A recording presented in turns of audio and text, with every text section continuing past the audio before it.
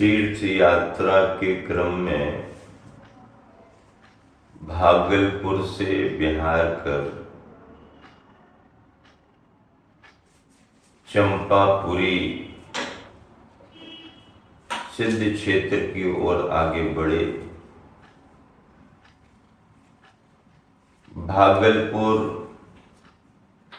पुराना नाथनगर है और नाथनगर से पहले इसे चंपानगर चंपापुरी कहा जाता था।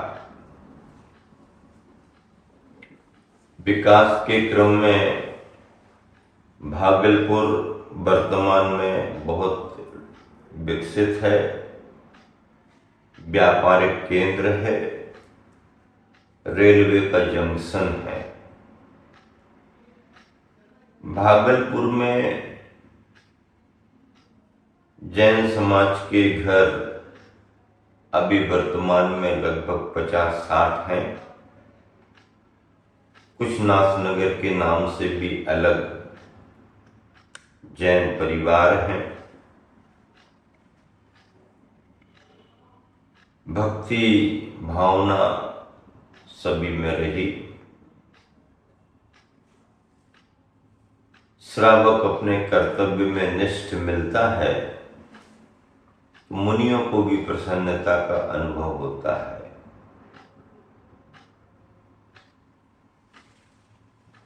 मुनिजन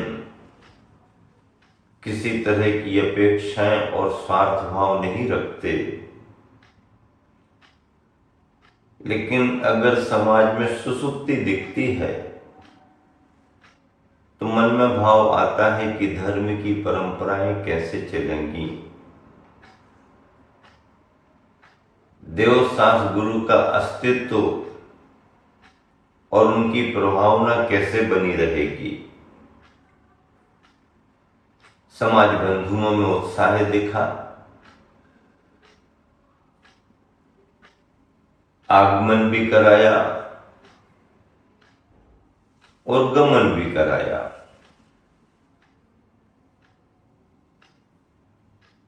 चंपापुर सिद्ध क्षेत्र में आते ही मन प्रसन्नता से भर गया। यहाँ पर मंदिरों के रूप में 13पंथी कोठी और 20पंथी कोठी के स्थान हैं। दोनों के बीच से सड़क का पक्का रास्ता आवागमन का है। मंदिर शिखर उन्नत है, प्राचीनता भी है, चरणों में प्राचीनता है, जिन बिंबों में भी प्राचीनता है।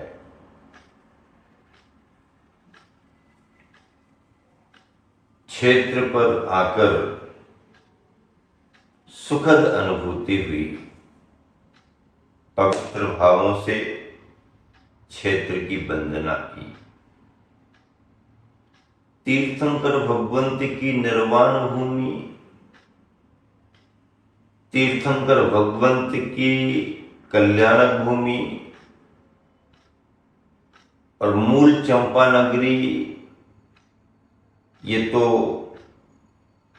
बहुत प्राचीन काल से इतिहास प्रसिद्ध है। वासुपुज भगवान की गर्भ और जन्म कल्याणक स्थली। ऐसे स्थान पर वंदना करते ही अपार आनंद की अनुभूति हुई। बात यह है कि पहले जैन समाज जैन समुदाय बहुत था, अब जैन समाज जैन समुदाय बहुत थोड़ा सा बचा। उसका कारण है बच्चे बड़े होते हैं, उच्च शिक्षा पाने के लिए बाहर चले जाते हैं, डिग्रियां लेते हैं और जॉब सर्विस करने के लिए महानगरों में चले जाते हैं। और एक बार गए फिर लौट करके आना उनका मुश्किल होता है। मकान बने हुए हैं, रहने वाले लोग कम हैं। गांवों में उजाड़ हो रहा है, शहरों की आबादी बढ़ती जा रही है।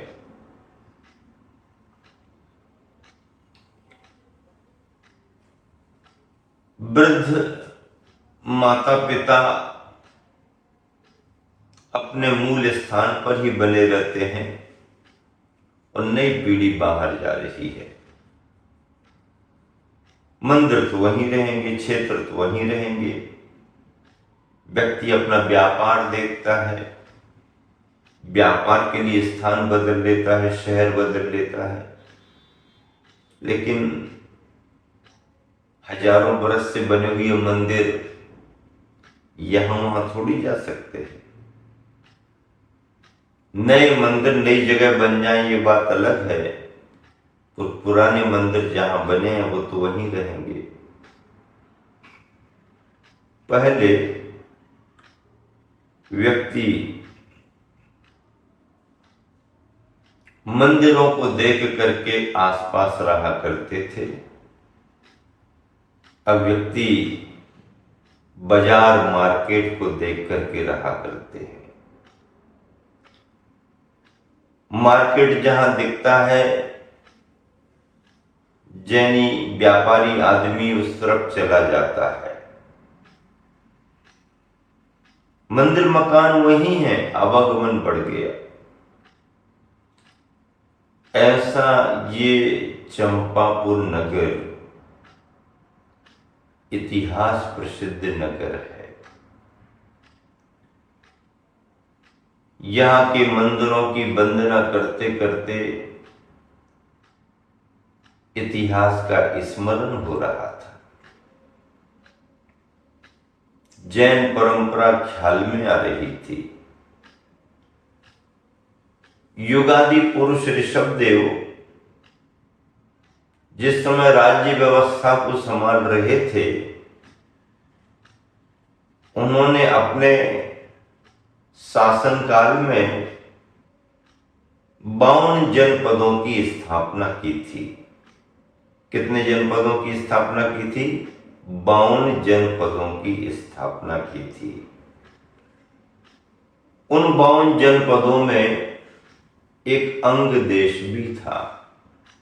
अंग, बंग, कलिंग है, कश्मीर, कम्बोज आदि आदि, सौराष्ट्र, ऐसे 52 जनपदों में एक अंग देश भी था। उस अंग देश की राजधानी चंपापुर नगरी रही। क्या रही? चंपापुर नगरी रही, अंग देश की राजधानी।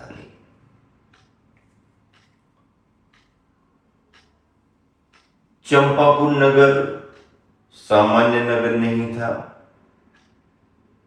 जिस नगर में 12वें तीर्थंकर बांसपूज भगवान गर्भ में आए हों, उनका जन्म हुआ हो, वो नगरी कितनी महान रही होगी। उस नगरी का क्या कहना। कल्याणक भूमि है।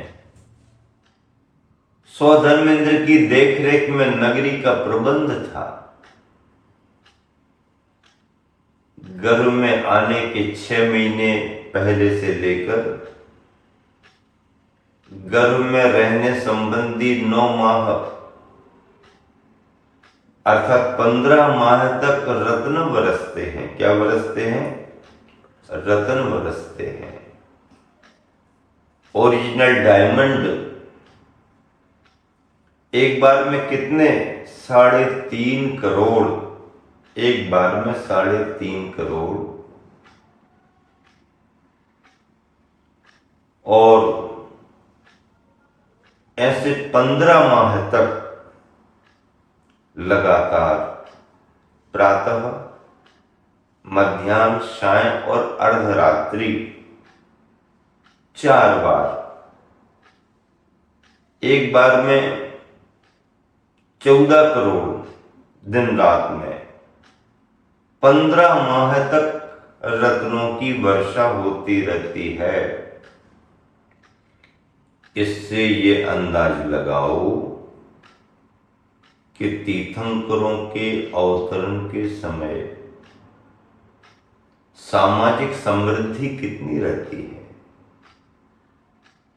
हर चीज का विस्तार, हर चीज का प्रभाव, कल्याणक मनाए जा रहे हैं, सुख शांति समृद्धि बढ़ रही है। ऐसा वातावरण तीर्थंकरों के कल्याण को में हुआ करता है। माता स्वप्न देखती हैं, 16 स्वप्न देखती हैं। 16 ही क्यों देखती हैं? कम ज्यादा क्यों नहीं देखती हैं? मैं तो बार बार कहा करता हूं और बार बार कहता भी रहूंगा, क्योंकि माता जो सपने देखती हैं वो उनकी भावनाओं के पवित्र सपने होते हैं। और जो पवित्र होते हैं, शुद्ध होते हैं, उन्हें 16 कहा जाता है। जैन परंपरा में 16 किसे कहा जाता है? तुम 16 के हो, तुम गैर 16 के हो। जो शुद्ध है वो 16 में है। तो मां के सारे सपने 16 के सपने माने जाते हैं और संसारी प्राणियों के सपने गैर 16 के माने जाते हैं। हाँ, संख्या 16 की है वो ठीक है, लेकिन मैं तो पवित्र 16 सपने मानता हूं। 16 के सपने। संसारी प्राणी तो कहां कहां के सपने देखता है, उन सपनों से क्या क्या संबंध रहता है, ये बात अलग है। 16 स्वप्न देखती हैं। 56 कुमारी देवियां सेवा में तत्पर होती हैं। मां के मन को प्रसन्न रखती हैं। प्रश्नोत्तर पहेलियों के द्वारा वातावरण ज्ञानमय बना रहता है। 56 कुमारियां देवी, 8 कुमारियां भी आती हैं। माता की सेवा भव भवांतर का पुण्य है। भव भवांतर का कितना पुण्य लेकर के मां आई कि वह तीर्थंकर जैसे शुद्ध को अपने गर्भ में धारण कर रही है। आचार्य प्रवर मानतुंग स्वामी ने भक्तामर स्तोत्र में कहा कि तारा तरैया तो किसी भी दिशा में दिख जाती हैं, लेकिन सूरज का उदय तो पूरब दिशा से ही होता है। 100 नारियां 100 सुतों को जन्म दे देती हैं, लेकिन तीर्थंकर जैसे पुण्यशाली भव्यात्मा महापुरुष को भाग्यशाली मां ही जन्म दे पाती है। मां का भाग्य है, पिता का भाग्य है, और तीर्थंकर से माता पिता का भाग्य लगा हुआ है। पिता भी महान पुण्यशाली भाग्यशाली होते हैं, भव भवांतर का पुण्य लेकर के आते हैं और उसकी फलश्रुति परिणाम ये निकलता है कि तीर्थंकर जैसे जगत उद्धारक महापुरुष का जन्म होता है। जन्म कल्याण किसे कहा गया? ये जन्म सामान्य जन्म नहीं है, ये जन्म कल्याणक है। इसे सामान्य जन्म मत मानना। संसारी प्राणियों के जन्म होते हैं, लेकिन कल्याणक उनके मनाए जाते हैं जो तद्भव मोक्षगामी होते हैं, जो स्वयं अपना कल्याण करते हैं, जननी और जनक का कल्याण करते हैं और जगत के जीवों का भी कल्याण करते हैं।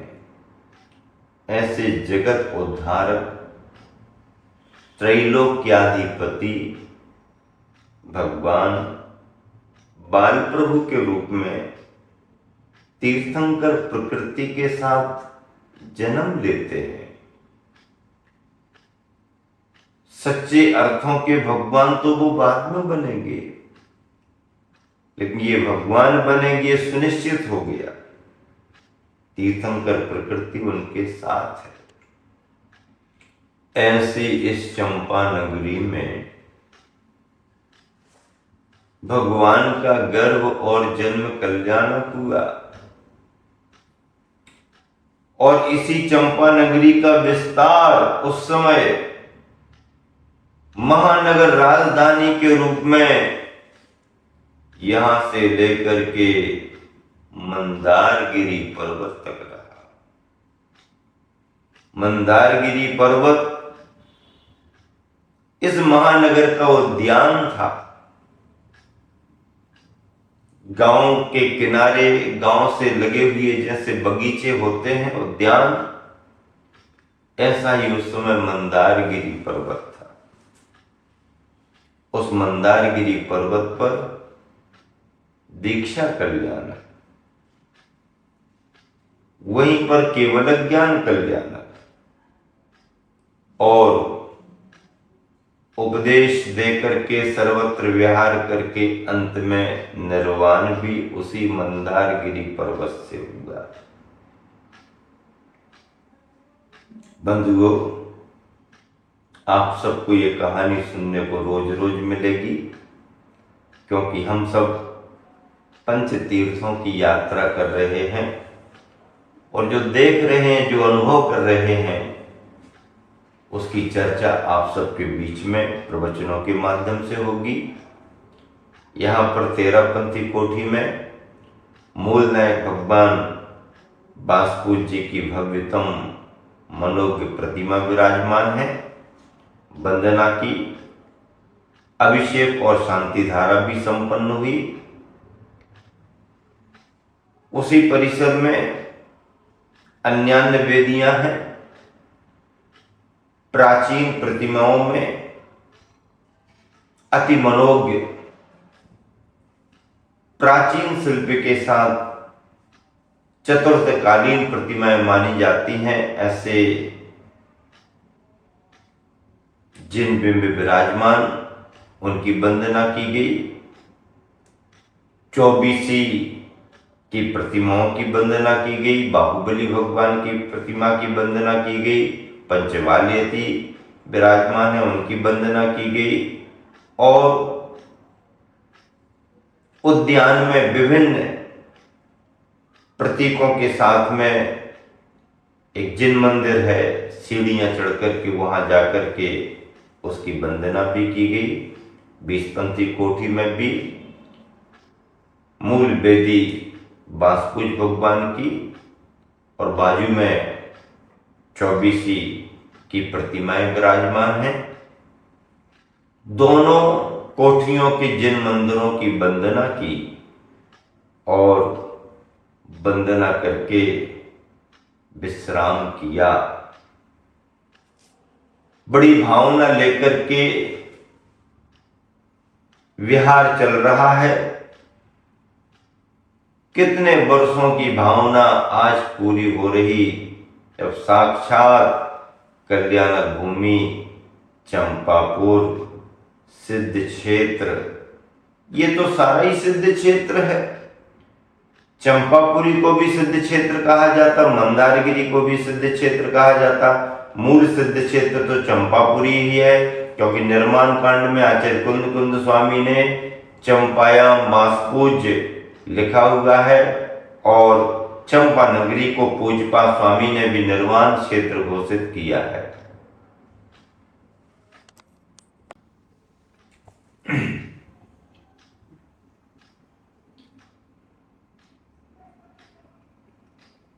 चंपापुर क्षेत्र पर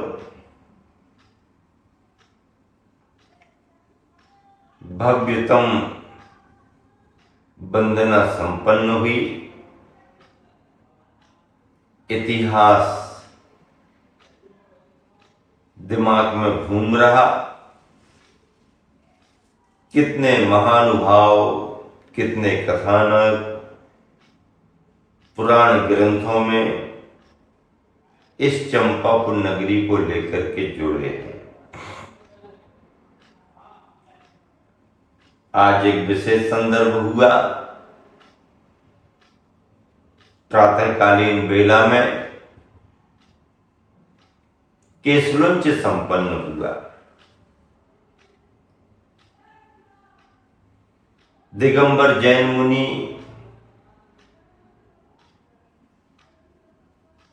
केसलुंच संपन्न करते हैं। देखो, जैन परंपरा में दीक्षित साधकों के लिए केसलुंच की व्यवस्था है। चाहे वो श्वेतांबर समुदाय के साधु हों, चाहे दिगंबर समुदाय के, दीक्षित हैं, महाव्रती हैं, केसलुंच करते हैं। आरिकाएं केसलुंच करती हैं, एलक जी छुल्लक जी केसलुंच करते हैं। अभ्यास के रूप में तो ब्रह्मचारी भी केसलुंच कर लेता है। केसलुंच एक विशेष साधना है। अन्य समुदायों में उपवास आपको मिल जाएगा, सर्दी गर्मी सहन करने की साधना मिल जाएगी, कठिन से कठिन तप आपको दिखेंगे, विभिन्न प्रकार की साधनाएं भी मिल जाएंगी, नग्नता भी मिल जाएगी। लेकिन जैन परंपरा के अलावा से किसी भी परंपरा में केसलुंच करने का विधान नहीं है। किसी भी समुदाय में केसलुंच करने की परंपरा नहीं है। हिंदू, मुस्लिम, सिख, ईसाई, किसी भी समुदाय में केसलुंच करने की परंपरा नहीं है। केसलुंच का मतलब क्या है?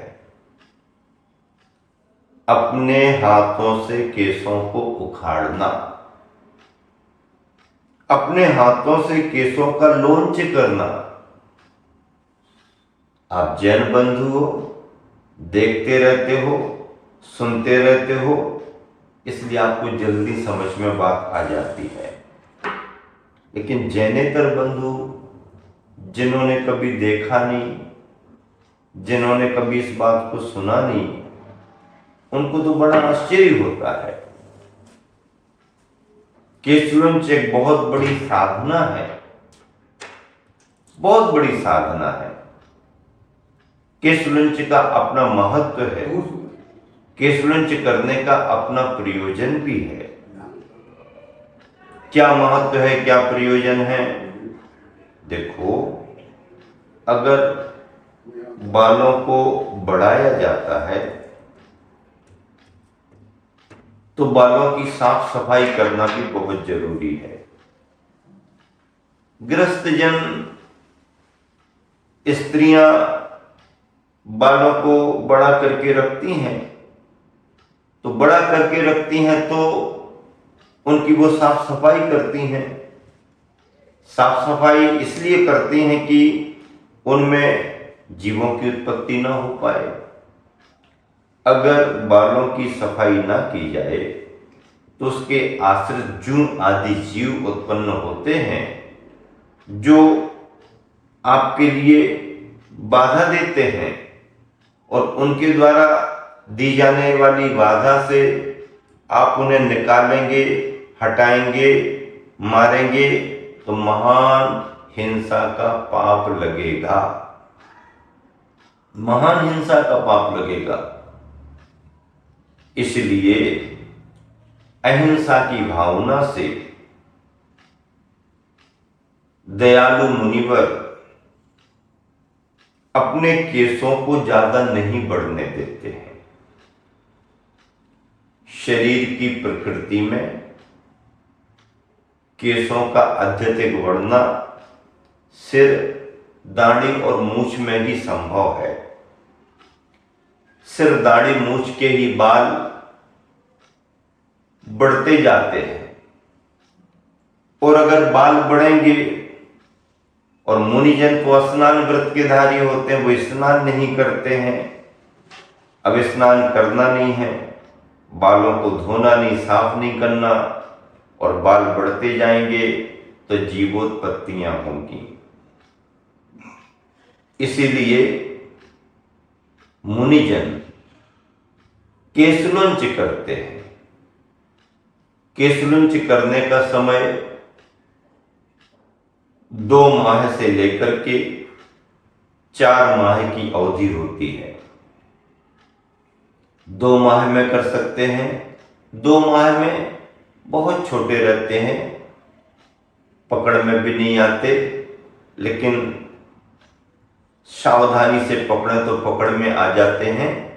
2 माह में, 2.5 माह, 3 माह में कर लो, 3.5 माह, 4 माह में कर लो, 2 से लेकर के 4 माह के बीच में कभी भी कर लो।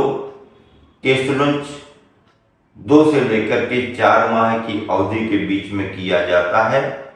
4 माह में किया जाने वाला केशलुंच जघन्य होता है, 3 माह में किया जाने वाला केशलुंच मध्यम होता है, और 2 माह में किया जाने वाला केशलुंच उत्कृष्ट माना जाता है। इस तरह से केशलुंच किया जाता है। जिस दिन केशलुंच होता है उस दिन उपवास भी रखा जाता है, निर्जल उपवास रखा जाता है, बल्कि उपवास पूर्वक ही केशलुंच किया जाता है। उजाले में, दिन में केशलुंच होता है। उपवास पूर्वक उपवास क्यों किया जाता है?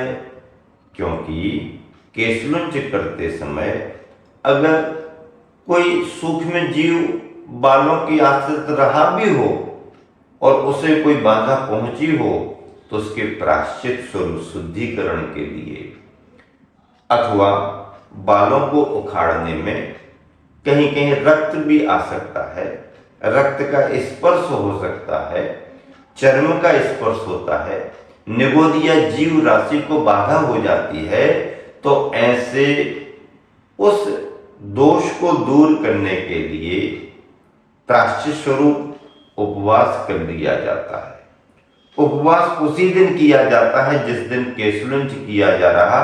ऐसा नहीं कि आज केशलुंच करके भोजन कर लिया और प्रायश्चित का उपवास बाद में कर लिया। नहीं, पहले उपवास का संकल्प ले लिया जाता है, फिर केशलुंच प्रारंभ किया जाता है, और केशलुंच के दिन शुद्धिकरण के लिए लघु प्रतिक्रमण भी कर लिया जाता है। विशेष रूप से केशलुंच करते समय अपनी शक्ति के अनुसार बालों को उखाड़ा जाता है। आप पूछेंगे कि केशलुंच की क्या आवश्यकता है? देखिए, हर व्यक्ति को अपने बालों से अनुराग होता है। बाल सौंदर्य को बढ़ाने वाले होते हैं। व्यक्ति तरह तरह की डिजाइन बना करके अपने को आकर्षक प्रस्तुत करता है। बालों से स्नेह और मोह भी होने लगता है। तो अपने शरीर से निर्मोहपना प्रकट करने के लिए बालों को अपने हाथों से उखाड़ दिया जाता है। और जब बाल उखड़ते हैं तो कुछ टूट जाते हैं, कुछ लगे रहते हैं, तो वो मुद्रा एक अलग दिखने लगती है। केशलुंच की मुद्रा अपने आप समझ में आती है। कटिंग कराने की मुद्रा अलग समझ में आती है। उस तरह से साफ कराना, कैंची से कटिंग कराने, वो मुद्रा अलग समझ में आती है। और अपने हाथों से उखाड़े गए बालों में केशलुंच की मुद्रा अलग समझ में आ जाती है, अलग समझ में आ जाती है। तो ऐसा केशलुंच। दूसरी बात, अपने वैराग्य का परीक्षण होता है। एक बार जरा सा खिंच जाए, जरा सा निकालो, आपको तकलीफ होती है। कड़े भाग में निकालने में फिर भी जोर ही लगाना है, मेहनत होनी है, निकल आते हैं। लेकिन जब नरम भाग से, सामने के भाग से एक एक बाल को, दो दो बालों को निकालते हैं तो बहुत सेंसिटिव स्थान होता है। तो ऐसे नरम भाग में भी जब निकालते हैं तो वैराग्य का भाव लेकर के, और जैसे घास फूस निकाला जा रहा हो, इस भावना से बालों के लिए उखाड़ दिया जाता है।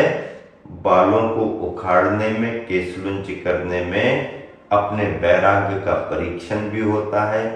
शरीर से निर्ममता का भाव भी झलकता है, और अपने में कितना बल है, हम अपने बालों को वैराग्य भावों से निकाल सकते कि नहीं, इसका आकलन भी होता है। गुरुवर आचार्य श्री के चरणों में मेरा संघ प्रवेश होने के बाद सबसे पहला केशलुंच मध्य प्रदेश के सिद्ध क्षेत्र मुक्तागिरी में पर्वराज पर्यूषण के मध्य तप कल्याणक के दिवस, तप धर्म के दिवस हुआ था। तप धर्म का दिन था 10 लक्षण महापर्व में, और उस दिन मैंने केशलुंच संपन्न किया। संघ प्रवेश रक्षाबंधन को हुआ, और भाद्रपद में तप धर्म के दिन केशलुंच संपन्न किया। सन 1980 की बात। निरंतर केशलुंच होते रहे, होते रहे, होते रहे। एलक दीक्षा, मुनि दीक्षा, और आज चंपापुर नगरी में केशलुंच संपन्न हुआ। विशेष बात आज की ये रही कि मेरा केशलुंच तो प्रारंभ था ही, संघ में मुनिवर पूज्य सागर जी महाराज जी का भी भाव बन गया, और उन्होंने भी मुझसे निवेदन करके, महाराज मेरे भी भाव केशलुंच करने के हो रहे, तो मेरे सामने रखी हुई राख को ही लेकर के और आमने सामने बैठ करके दोनों ने केशलुंच कर लिया। अलग अलग कमरों में अलग अलग महाराजों के केशलुंच तो होते रहते हैं, एक ही पाटे पर बैठ करके आमने सामने केशलुंच कर लेना एक सहज प्रक्रिया बन गई। ये भी बहुत आनंददायी पल थे, आनंददायी क्षण थे। बंधुओं, ऐसे अवसर कम आते हैं। मुनिवर पूज्य सागर जी जब दीक्षित हो रहे थे, ब्रह्मचारी रमेश जी ललितपुर वाले, सिद्धोदय सिद्ध क्षेत्र नेमावर में, तब मैं उनके केशलुंच में सहयोग कर रहा था। उनकी आत्मीयता बहुत प्रारंभ से ही है, और अच्छी सेवा करते थे। 1998 की चतुर्मास में उन्होंने बहुत सेवा की। तत्पश्चात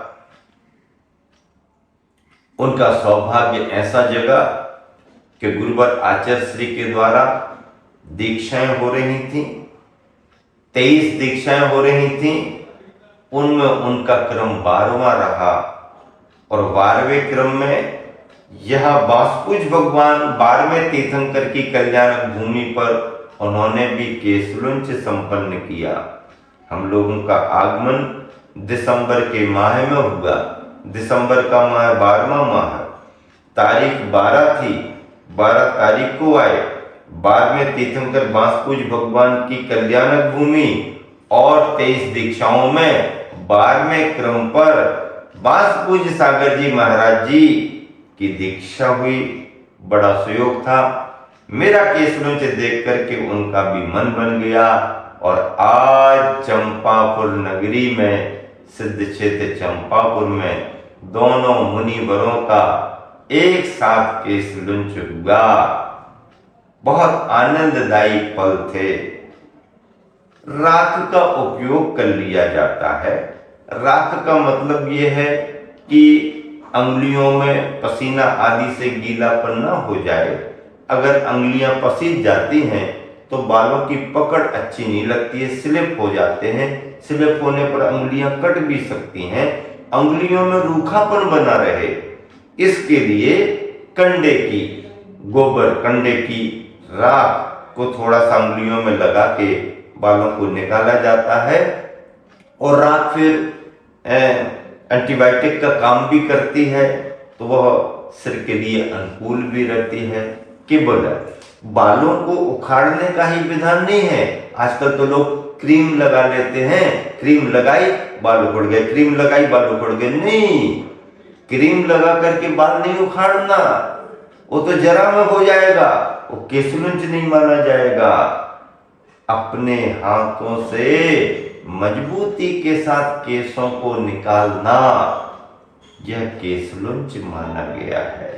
हाँ, मुनिजन ऐसे किसी भी रसायन का, केमिकल का प्रयोग नहीं करते हैं जिससे बाल कमजोर हो जाएं और झड़ जाएं। नहीं, वह अपने ताकत से बालों को निकालते हैं। साइड इफेक्ट भी नहीं होता है कुछ, क्योंकि मुनियों की जो भी क्रियाएं हैं सारी वैज्ञानिक हैं और केसलुंच भी वैज्ञानिक तथ्य से जुड़ा हुआ है। उसमें साधना है, उसका साइड इफेक्ट कुछ भी नहीं है। हजारों लाखों करोड़ों अरबों खरबों वर्षों से यह परंपराएं चली आ रही हैं और इन परंपराओं का बड़ा ही महत्व है। एक संदर्भ में सुना रहा हूं, एक बार ऐसा हुआ, केसलुंच का महत्व क्या है। एक जगह गुरुवर आचार्य श्री के आशीर्वाद से अपने संग के 3 मुनि महाराज चातुर्मास करने के लिए गए। नगर धर्म प्रभावनामय था, लेकिन विद्वेषी लोग कहीं कहीं वातावरण खराब कर देते हैं। संघ में जैसे ही, समाज में, शहर में जैसे ही मुनि संघ का आगमन हुआ, धर्म प्रभावना की चर्चा फैली। कुछ दिनों बाद चतुर्मास की स्थापना होनी थी।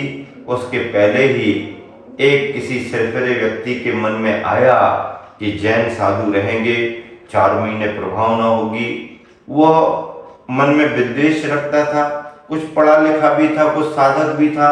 उसने एक उपक्रम किया और वह नग्न होकर के, माला पहन करके, दाढ़ी वाड़ी तो बढ़ाए हुए था, केसों को बढ़ा के साधु का रूप अपने को मानता था तो था, लेकिन कपड़े उतारे, माला पहनी और गाजे बाजे के साथ शहर में निकल गया।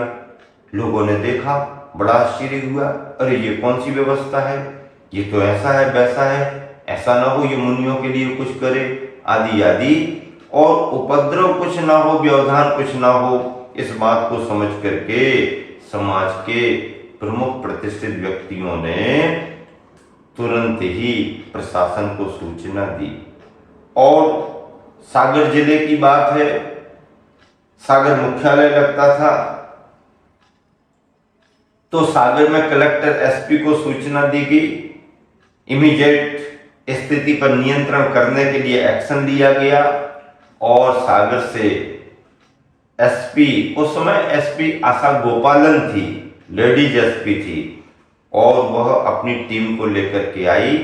और ये महात्मा जी, साधु जी, जो साधु जी बन गए थे, ये नगर भ्रमण करते हुए किले के अंदर तालाब के यहाँ पर जाकर के बैठ गए।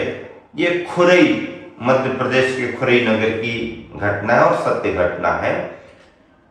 उन्होंने पूछताछ की, जानकारी मिली तो ये तैयारी करके गए थे, प्रशिक्षण दे दिया गया था कैसे कंट्रोल करेंगे, कैसे स्थिति। आईएएस अधिकारी वगैरह सारी व्यवस्थाओं को समझते हैं, सभी परंपराओं का ज्ञान रखते हैं, स्थिति कैसे बिगड़ती है, कैसे नियंत्रण करना चाहिए। तो उन्होंने जाकर के निवेदन किया, आप यहाँ ऐसे क्यों बैठे हो? उसने जवाब दिया, जैन मुनि जब नग्न रह करके शहर में निकल सकते तो मैं क्यों नहीं निकल सकता? मैं भी साधना करता हूँ, मैं भी साधना कर रहा हूँ।